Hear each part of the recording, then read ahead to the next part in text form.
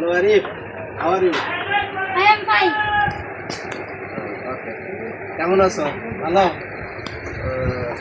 তোমার বাড়িতে বিল্ডিং হইতেছে তো, বাসার কাজ চলতেছে, কতটুকু কেমন কি আগাইতেছে? এত জানি ওটা আপাই জানে। জানো না ছাদ কি হয়েছে?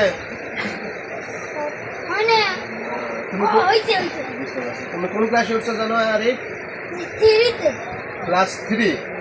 3 বানান করো তো। সিরি ই এই কার ডব্লিউ টি গুড, ভেরি গুড।